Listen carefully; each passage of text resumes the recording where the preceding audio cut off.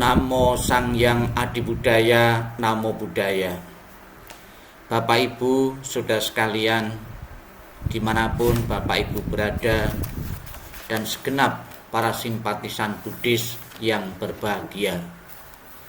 Kembali pada kesempatan ini, saya menyampaikan sebuah renungan yang sebentar lagi kita bersama-sama umat Buddha akan merayakan, akan menyambut datangnya Trisuci Waisak, di mana Trisuci Waisak ini bagi umat Buddha sangat ditunggu-tunggu, sangat dinanti-nanti, karena di saat Waisak ini sekaligus segenap umat Buddha diingatkan kembali tentang 3 peristiwa penting yang pernah terjadi di masa kehidupan Sang Buddha sebagai guru junjungan kita umat manusia.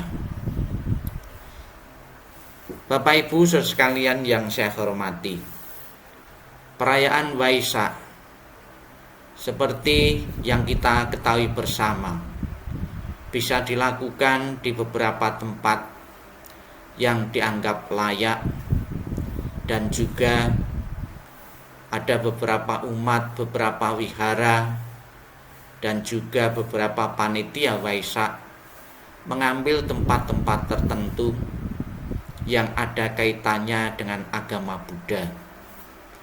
Saya ambilkan contoh beberapa tempat yang bersejarah yang sering digunakan untuk merayakan Waisak adalah di candi. Kita tahu bahwa candi di Indonesia, candi terbesar, candi umat Buddha adalah Candi Borobudur. Di tempat Candi Borobudur inilah segenap umat Buddha dari beberapa penjuru, bahkan dari beberapa negara berkumpul untuk mengenang peristiwa penting, yaitu Trisuci Waisak. Ada lagi candi-candi Sewu. Ya, ini juga sering dipakai oleh umat Buddha, khususnya umat Buddhayana dan Binaan Sangga Agung Indonesia secara rutin tiap tahun mengadakan perayaan Waisak di Candi Sewu. Dan masih banyak lagi yang bisa dilakukan oleh umat Buddha, mencari tempat-tempat bersejarah yang bisa digunakan untuk perayaan Waisak. Dengan kita mengambil tempat-tempat candi-candi, tempat-tempat peninggalan agama Buddha, di samping kita mengenang 3 peristiwa penting di bulan Waisak, namun juga lebih penting lagi kita membangkitkan kembali, mengingat kembali tentang kejayaan agama Buddha di masa lampau. Bapak Ibu saudara sekalian yang saya hormati, beberapa persiapan-persiapan dalam menyongsong, dalam menanti datangnya Waisak, di samping acara ritual biasa dilakukan di kalangan umat Buddha dengan melakukan kegiatan-kegiatan positif, yaitu kegiatan-kegiatan membantu meringankan beban orang lain dengan kegiatan bakti sosial. Di setiap wihara membentuk panitia bakti sosial untuk membagi sarana dan prasarana, makanan, pakaian, bahkan ada juga donor darah, yang kesemua ini adalah satu bentuk kepedulian kepada sesama kita yang kurang beruntung. Dan ini sebagai wujud praktek ajaran Sang Buddha, yaitu kita harus peduli, harus rela untuk memberikan sebagian dari milik kita untuk meringankan beban penderitaan orang lain. Dengan kita selalu berjiwa sosial, dengan kita selalu peduli kepada orang lain, tentunya ini sebuah latihan yang pertama-tama yang dilakukan oleh umat Buddha, yaitu latihan untuk memberi, latihan untuk berdana. Dengan berdana kita melepaskan, kita melatih diri untuk tidak melekat terhadap materi yang kita punyai. Dengan memberi kita melatih untuk mengikis keakuan. Dengan memberi kita melatih untuk tidak serakah terhadap makanan, terhadap fasilitas kehidupan. Dan dengan memberi kita terlatih untuk peduli kepada sesama-sesama yang sangat membutuhkan. Bapak Ibu sekalian dan segenap umat Buddha dimanapun berada, perayaan Waisak adalah perayaan yang sangat ditunggu-tunggu oleh umat Buddha. Bukan karena perayaan itu kita terkenang kemeriahannya atau hiburannya, namun jauh lebih penting karena Guru Agung junjungan kita telah mengajarkan Dharma. Dharma inilah yang akan membawa keselamatan bagi kita, bagi umat Buddha yang tekun, yang rajin mempraktikkan ajaran Sang Buddha. Yakinlah Bapak Ibu, Dharma yang telah Bapak Ibu praktikkan dalam kehidupan ini nantinya benar-benar berguna dan bermanfaat dalam kehidupan saat ini maupun kehidupan yang akan datang. Di saat kita memperingati perayaan Waisak, beberapa hal yang terkait dengan kehidupan Sang Buddha ditulis dalam buku Dhamma. Setelah Bodhisattva atau calon Buddha untuk menolong umat manusia, maka dia mempersiapkan diri untuk turun ke dunia dengan melakukan pengamatan-pengamatan. Ada 5 jenis pencaharian atau pengamatan yang dilakukan oleh seorang calon Buddha ketika mau turun ke dunia. Yang pertama adalah pencarian waktu. Yang kedua, pencarian silsilah, pencarian keluarga, pencarian ibu yang akan melahirkan. Yang pertama adalah pencaharian waktu. Kapan waktu Bodhisattva turun? Ketika umur rata-rata manusia sudah turun menjadi 100 tahun dari umur yang sangat panjang, diperumpamakan 84.000 tahun. Itu yang pertama. Yang kedua, pencarian tempat. Di mana tempatnya? Apabila menjadi Buddha di surga manusia, di surga manusia tidak bisa pergi.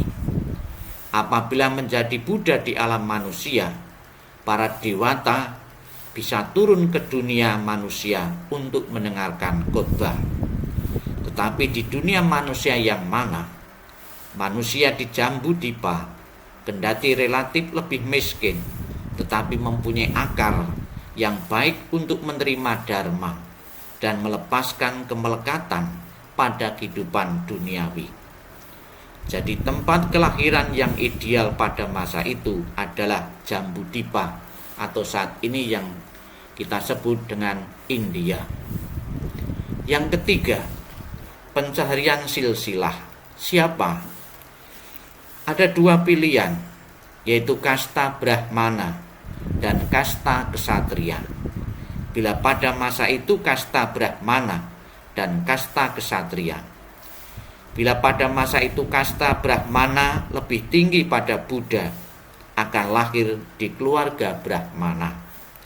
Oleh karena pada waktu itu kasta Ksatria adalah yang terhormat, maka Buddha akan dilahirkan di kasta Ksatria. Yang keempat, pencarian keluarga, yang mana Raja Sakya Suddhodana mempunyai silsilah yang terbaik. Keluarga yang ideal untuk lahir adalah keluarga yang mempunyai 64 kesempurnaan. Yang kelima, pencarian ibu. Siapa ibunya? Kriteria untuk menjadi ibunya adalah seorang yang mempunyai 32 kualitas di antara tidak pernah melahirkan, silsilah keluarga yang sempurna, sabar, tidak pernah marah, tidak bergosip seperti wanita lain pada umumnya, tidak iri hati, tidak cemburu, dan tidak angkuh. Waktu yang tepat untuk masuk ke dalam rahim ibunya adalah waktu bulan purnama Sidhi, pertengahan bulan, dan bercahaya terang, bukan pada waktu bulan gelap. Lalu mengapa bodhisattva harus lahir melalui rahim? Beliau sebenarnya bisa mencapai kebudaan tanpa harus masuk ke dalam rahim ibunya. Pada waktu para makhluk hidup akan mempunyai keraguan mengenai asal usulnya. Bapak Ibu saudara sekalian yang saya hormati, inilah 5 pencaharian yang dilakukan seorang bodhisattva ketika mau turun ke dunia.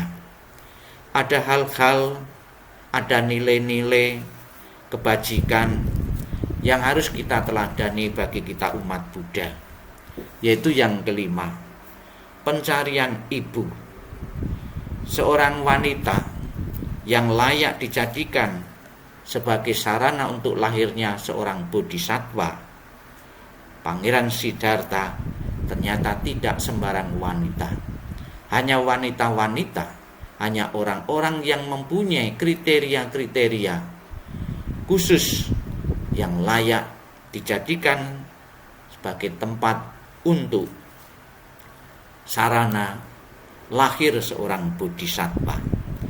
Ada hal yang positif dari seorang wanita tadi yang harus kita teladani.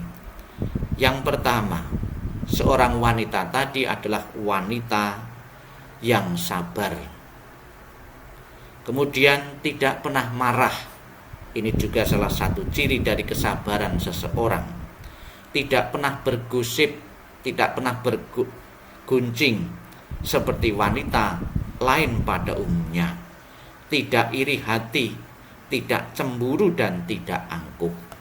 Inilah sifat-sifat bajik yang dipilih oleh seorang bodhisattva untuk terlahir di dunia. Tentunya kriteria-kriteria ini adalah sangat penting sekali agar nanti setelah terlahir tidak menjadi bahan celaan dari pihak-pihak orang lain, karena betul-betul seorang bodhisattva calon Buddha adalah manusia yang berkualitas, karena dilahirkan juga bukan dari sembarang wanita, namun wanita yang mempunyai ciri-ciri khusus, ciri-ciri kesempurnaan. Bapak Ibu saudara sekalian yang saya hormati, marilah kita bersama-sama di saat kita akan bersama-sama merayakan datangnya Trisuci Waisak ini, kita kembangkan sifat-sifat positif, sifat-sifat baik seperti yang dimiliki oleh seorang wanita yang mau melahirkan bodhisattva ini. Kita belajar kesabaran, kita tahan rasa marah, rasa dengki, iri hati, cemburu, maupun keangkuhan, kesombongan kita. Marilah kita selalu belajar kerendahan hati. Marilah kita tidak malu bertanya tentang dhamma ajaran Sang Buddha. Kalau memang kita betul-betul belum tahu, belum paham, jangan malu bertanya kepada para bijaksana, kepada para biku, para romo, agar nantinya kita benar-benar mempunyai kualitas yang memadai, kualitas yang baik untuk patut layak merayakan datangnya Trisuci Waisak yang merupakan hari raya umat Buddha yang setiap tahun kita peringati. Semoga Bapak Ibu sekalian dimanapun berada mempunyai kondisi, mempunyai kesempatan untuk mengisi hari-hari ini sebelum Waisak ini untuk belajar lewat Zoom, lewat live streaming, lewat YouTube, maupun Bapak Ibu membuka kembali buku-buku Dhamma yang nantinya bisa menambah pengertian dan pemahaman Bapak Ibu tentang agama Buddha jauh lebih baik lagi. Sabi Sata Bawantu Sukitata. Semoga semua makhluk hidup berbahagia dan sejahtera. Sadu, sadu, sadu.